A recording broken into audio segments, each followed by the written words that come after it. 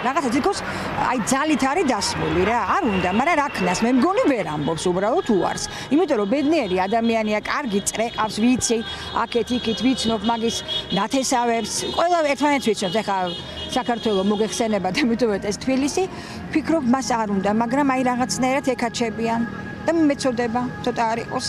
რა თქმა უნდა შეურაცხყოფა არის ქართველი ხალხის, როცა ყაველაშვილისნაირი უცენზურო, უზრდელი ადამიანი პრეზიდენტად უნდა იჯდეს, მაგრამ არ მოხდება ეს, პრეზიდენტი არ იქნება ის ჩვენი.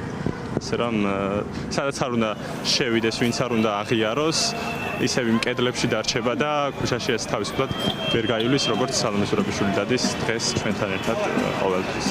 ყაველაშვილი ჩვენთვის არაფერს არ წარმოადგენს. წარმოუდგენელია, რომ ეს ერთობის ჯაჭვი იქნება თუ 200,000 თუ 100,000, ამ ძალის წინააღმდეგი არანაირი რესურსი არ აქვს არავის სამყაროში და ჯადოსნური ძალა აქვს ერთობას. ვერ შევეგუებით, იმიტომ რომ გარდა იმისა, რომ ის არ არის სათანადო განათლება არ აქვს მიღებული და არ შეეფერება პრეზიდენტობის კანდიდატს, პრეზიდენტობა მას არ შეეფერება, გარდა ამისა ის ქართველ ხალხს არ აურჩევია, იმიტომ რომ ის აირჩია არალეგიტიმურმა პარლამენტმა. პირველი ეფექტი, როცა მართლა ძალიან დიდი იმედგაცრუება ვიგრძენი, იყო მაშინ, როცა გამოაცხადეს, რომ პრეზიდენტობის კანდიდატი იყო, ძალიან გასაოცარი ამბავი არ ვიცი, რა კომენტარი უნდა გავაკეთო მართლა. ყაველაშვილი პრეზიდენტი არ არის, ჩვენ გვყავს ერთადერთი პრეზიდენტი ლეგიტიმური, ჩვენ არალეგიტიმურ მთავრობას არ ვაღიარებთ, მოპარულ არჩევნებს არ ვაღიარებთ, მოუწევს დასანქცირებულ ბიძინა ივანიშვილს, რომ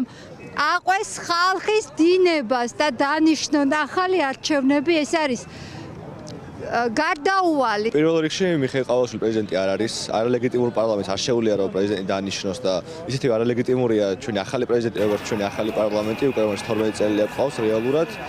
სანამ ხალხი არის ქუჩაში, ჩვენ ვიმარჯვებთ. და როგორც ეს ნაკადი შეწყდება, ჩვენ დავმარცხდებით, მაგრამ დარწმუნებული ვარ, რომ ეს დღე არ დადგება არანაირად. ან იქნება ახალი არჩევნები, ან კიდე ქუჩაში იქნება მუდმივი პროტესტი. ვაიმე, ყაველაშვილის კანდიდატურა რო დაასახელეს, მაშინ მორალურად ჩამოვიშალე.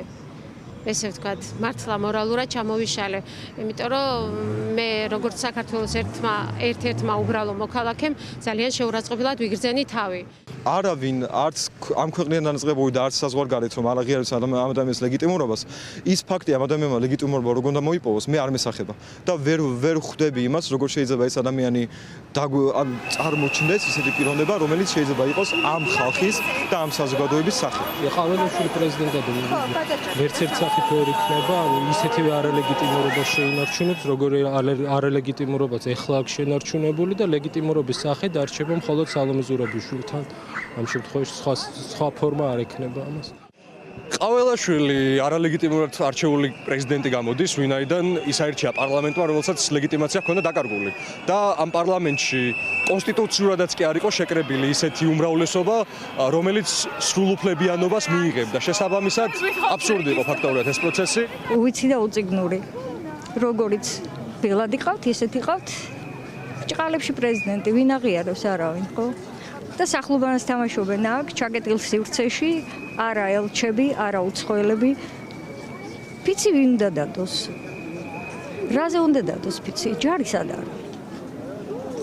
სუფთა კომედია.